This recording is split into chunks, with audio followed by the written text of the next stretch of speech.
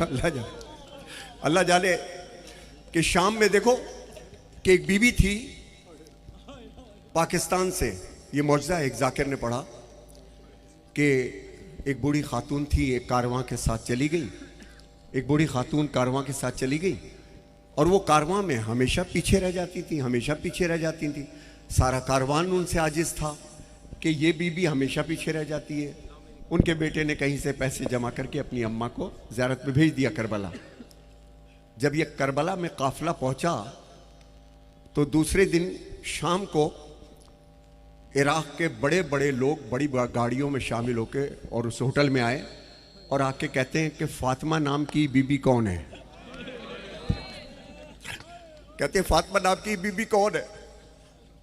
तो लोग हैरान हो गए, अरे ये नाकारा सी बीबी, इसकी वजह से पूरा काफिला लेट हो जाता है, हमेशा पीछे रह जाती है, हमेशा बैठ जाती है।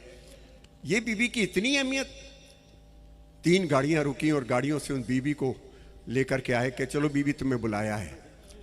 बीबी को बड़ी इज्जत से गाड़ी के अंदर बिठाला और हरम इमाम हुसैन में लेकर के आए।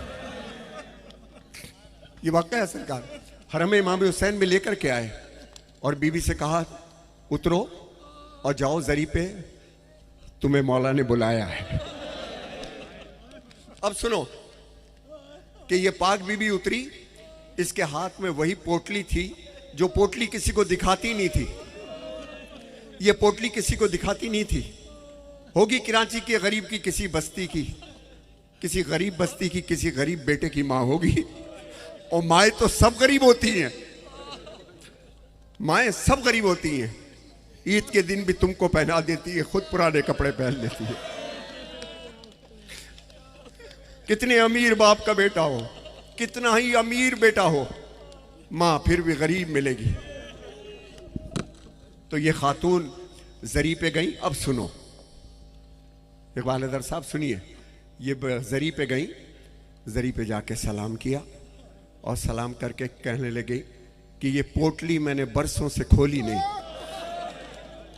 और वो पोटली खोली और उसमें से कुर्ता निकाला और कुर्ता निकाल के जरी के अंदर डाला। ये तेरे अकबर का कुर्ता।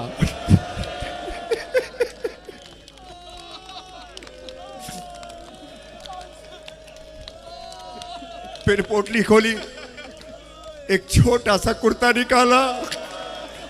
ये तेरे असगर का कुर्ता। फिर पोटली खोली तो मुट्ठी में कोई चीज बंद थी। कह हुसैन ये तेरी सकीना की बालियां। इसके बाद उस बीबी ने अपनी चादर को उतारा और चादर उतार के कहता मुझे जरूरत नहीं है तेरी बहन के लिए चादर। इतना रोई जरी पे, इतना रोई जरी पे कि वहीं उस बीबी की जान निकल गई और करबला में उसकी तदफीन हुई। तो आपने देखा कि कब हुसैन का बेटा, कब हुसैन का मानने वाला, कब हजरत हुर, कब मालिक अश्तर, कब हुसैन का कोई प्यार करने वाला आपकी तरफ देखे और आपकी नस्लें बामुराद हो जाएं। हाय। अब जब ये वाकया सुना था तो एक कलाम का ख्याल आया था, वो मैं पेश कर रहा हूं।